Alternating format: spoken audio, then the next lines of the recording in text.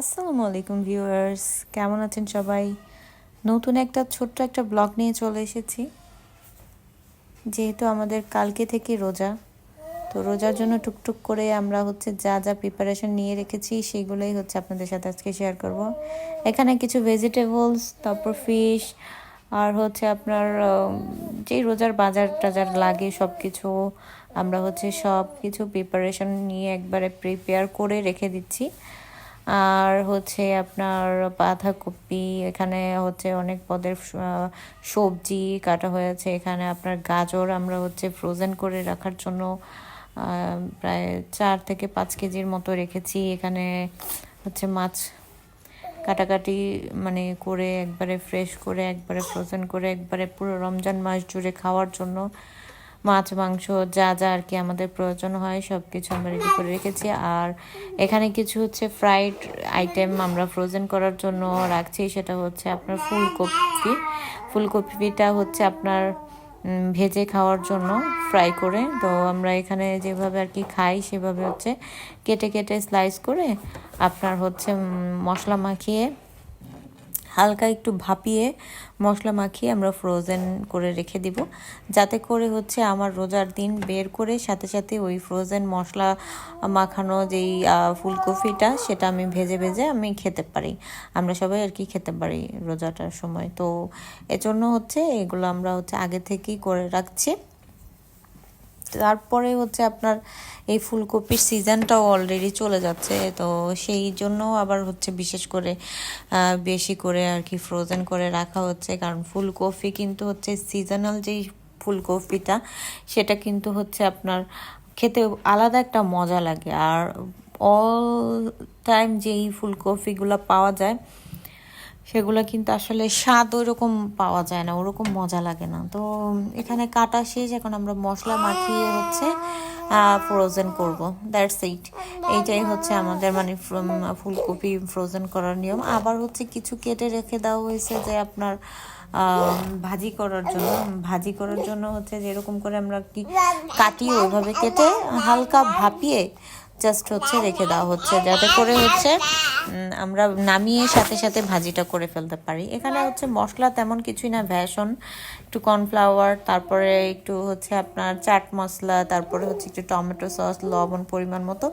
আর এখানে আমরা কিছু ফ্রোজেন আইটেম করছি, সেটা আপনার ম্যাশ পটেটোর ভিতরে আমরা চিজ দিয়ে দিচ্ছি। যেমন চিজ বল টাইপের একটা খাবার তৈরি করে আমরা ডিমে চড়িয়ে বিস্কিটের গুঁড়ো, ব্রেড ক্রাম বা বিস্কিটের গুঁড়ো দিয়ে আমরা এই করে রেখে দেবো। আমি এখানে একটা ইন্টারেস্টিং জিনিস ইউজ করেছি, সেটা ওটসে আমি করে ম্যারিনেট করে রেখে দিচ্ছি। এগুলো আমরা এভাবে একটা একটা করে বলের শেপ করে নিচ্ছি। ম্যাশ পটেটো বলতে আর কি আলু ভর্তাটা যেরকম আমরা বানাই ঠিক সেই রকম, শুধু আপনার পেঁয়াজটা দিবেন না। হ্যাঁ, এখানে আপনি চাইলে চিলি ফ্লেক্স ইউজ করতে পারেন, আপনি চাইলে কাঁচামরিচ ইউজ করতে পারেন। আমরা এখানে কাঁচামরিচটা ইউজ করেছি, একটু চিলি ফ্লেক্স আর একটু কাঁচামরিচ ইউজ করেছি। দেন ডিমে চুবিয়ে আমি কর্নফ্লেক্সের সাথে মুড়িয়ে আমি এগুলো ফ্রোজেন করে নেব। তারপরে আপনার ফ্রোজেন করা শেষ হয়ে গেলে আপনার জাস্ট আপনি নামাবেন ফ্রিজ থেকে, আর সাথে সাথে আপনি ফ্রাই করবেন। ফ্রাই করার পরেই দেখবেন যে খেতে কতটা মজা লাগে। আর চিজটা দেওয়ার কারণে দেখা যাচ্ছে যে আপনার চিজটা মেল্ট হয়ে যাবে ভিতরে। ফ্রোজেনটা বের করে যখন আমি এখনও আমি যদি ভেজে খাই তাহলে আমার মেল্ট হয়ে যাবে ভিতরে চিজটা, তখন আরও বেশি মজা লাগবে। তো আপনারা যদি চান এটা আপনারা চাইলে ভ্যাসনে চুবিয়ে তারপরে ওস্ট বা আপনার বিস্কিটের গুঁড়া, ব্রেড ক্রাম, যেটাই হোক সেটা দিয়ে আপনি মুড়িয়ে ভেজে নিতে পারেন। সিম্পল একটা জিনিস, আর কিছুই না। আর চিজ না থাকলেও সমস্যা নেই, আমরা তো আলুর চপ বানিয়েই খাই। আলুর চপটা ভিন্ন স্বাদের জন্য আপনারা চাইলে ডিমে চুবিয়ে ব্রেড ক্রাম দিয়ে ভেজে নিয়ে খেতে পারেন, ওটা একটা আলাদা একটা আলুর চপের স্বাদ। বা এখানে চিজের জায়গায় আপনারা দিতে পারেন ডিমে চুবিয়ে আপনারা এটা করে রাখতে পারেন। তবে আমি চিজটা দিচ্ছি ফ্রোজেন করা আইটেম, তো ফ্রোজেন করা আইটেমের ভিতরে ডিম সিদ্ধটা দিলে দেখা যায় যে ওটা টাটকা একটা ভাব থাকে না।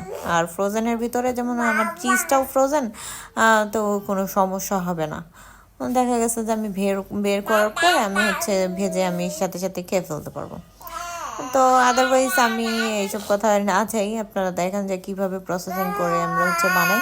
আপনারা জাস্ট আলু ভর্তার মতো করে দেন এটার ভিতরে এক পিস করে চিজ দিয়ে দিবেন, দিয়ে হচ্ছে মুড়িয়ে আপনি ব্রেড ক্রাম, ওটস বা হচ্ছে আপনার বিস্কিটের গুঁড়া যেটাই ঘরে অ্যাভেলেবেল আছে হাতের কাছে সেটা দিয়ে করে নিতে পারেন।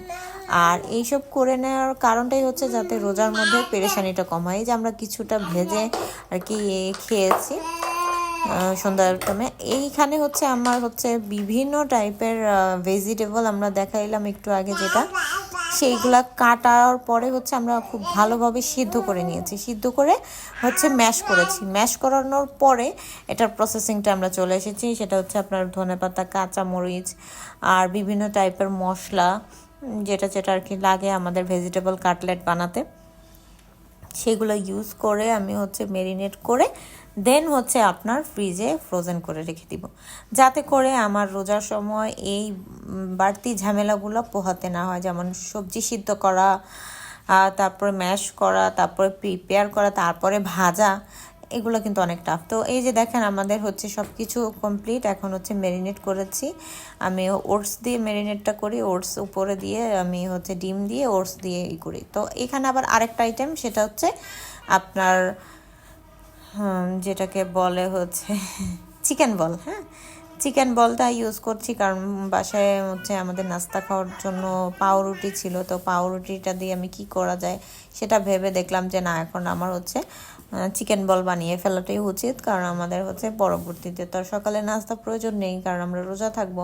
তো এই জন্য আমি রুটিগুলা কাজে লাগানোর জন্য আমি হচ্ছে বুকের মাংস, যেটা মুরগির, একবারে ওইটা নিয়েছি। ওইটা নেওয়ার পরে হচ্ছে ব্লেন্ড করে নিয়েছি, এটার ভিতর যা যা মশলা লাগে সেগুলো আমি দিয়ে দিয়েছি। আর এখানে হচ্ছে একটু আপনার আঠালো টাইপের হওয়া লাগবে, একটু পানিটা বেশি পড়ে গিয়েছে, যেমন হচ্ছে আমি পানি দেইনি, কিন্তু হচ্ছে আপনার ওই এক্সট্রা পানিটা হচ্ছে পেঁয়াজ থেকে বের হয়েছিল। তো ওইটার জন্য কর্নফ্লাওয়ার আর একটু হচ্ছে ব্রেড ক্রাম দিয়ে আমি মুড়িয়ে নিয়েছি। এখানে কিছু হচ্ছে আপনার ভেজিটেবল রোল আর হচ্ছে এই যে আপনার একটু আগে বানালাম হচ্ছে চিকেন বল আর শাসলিক আর এই বুট ছোলা আর কিছু হচ্ছে পুলি পিঠা। এই তো শাসলিকের কিছু আইটেম আমরা হচ্ছে ভেজে খেয়েছিলাম। এই তো পুলি পিঠা, এই তো যা যা আমাদের প্রয়োজন ছিল সব আমরা করে ফেলেছি আলহামদুলিল্লাহ। রমজান মাস জুড়ে যতদিন আমাদের এগুলো থাকবে, আমাদের আর কি বাড়তি কাজের যে টেনশনটা ওটা থাকবে না। তো সবাই ভালো থাকবেন, আমার জন্য দোয়া করবেন, আর আমার ব্লগগুলো অবশ্যই পুরোটা দেখবেন অ্যান্ড সাপোর্ট দিবেন। আল্লাহ হাফেজ।